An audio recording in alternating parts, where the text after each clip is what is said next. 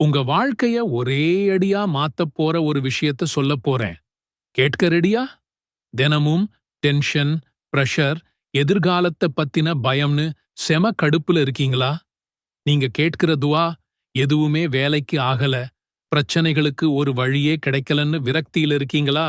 அப்படின்னா ஒரு நிமிஷம் கேளுங்க. இந்த வீடியோ உங்களுக்காகத்தான். உங்க வாழ்க்கையை 180 டிகிரிக்கு மாத்தப் போற வெறும் 4 சிம்பிளான வார்த்தைகளை பத்தி தான் இன்னைக்கு பார்க்க போறோம். இது வெறும் வார்த்தைங்க இல்ல, இது உங்க லைஃப்கான சீக்ரெட் கோட். உங்க எல்லா கவலைக்குமான மருந்து, உங்க எல்லா தேவைகளுக்குமான ஒரே பதில். இந்த வீடியோவை கடைசி வரைக்கும் பாருங்க. இந்த 4 டிக்ருகளையும் நீங்க ஃபாலோ பண்ண ஆரம்பிச்சா உங்க வாழ்க்கையில நடக்கப் போற மேஜிக்கை நீங்களே பார்ப்பீங்க. இன்ஷா அல்லாஹ். சுப்ஹான் அல்லாஹி வ பிஹம்திஹ். கண்ணியமிக்க அல்லாஹ்வை துதிக்கிறேன். இமேஜின் பண்ணுங்க, கடல் அளவு பாவத்தையே அழிக்கிற சக்தி இந்த சின்ன வார்த்தைக்கு இருந்தா உங்க மனசுல இருக்கிற கவலைய தூக்கி எறிய முடியாதா? அசால்ட்டா முடியும். அல்லாஹ்வுக்கு ரொம்ப பிடிச்ச வார்த்தைகள்ல இதுவும் ஒண்ணு. நம்ம லிஸ்ட்ல 2வது விஷயம் ஒரு வார்த்தை இல்லை.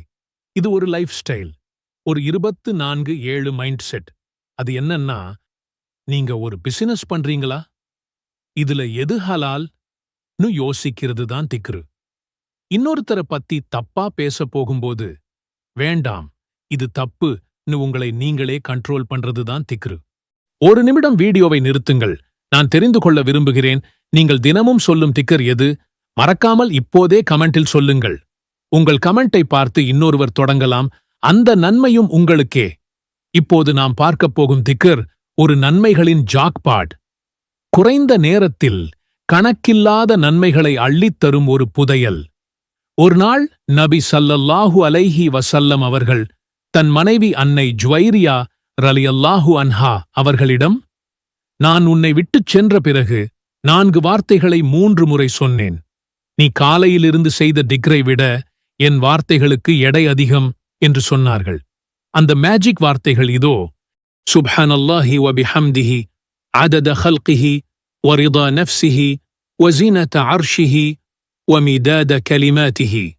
அல்லாஹ்வை தூய்மையுடன் புகழ்கிறேன். அவனுடைய படைப்புகளின் எண்ணிக்கை அளவிற்கும், அவனுடைய பொருத்தத்தின் அளவிற்கும், அவனது அரியணையின் எடை அளவிற்கும், அவனுடைய வார்த்தைகளின் மை அளவிற்கும் நான் அவனை துதிக்கின்றேன்.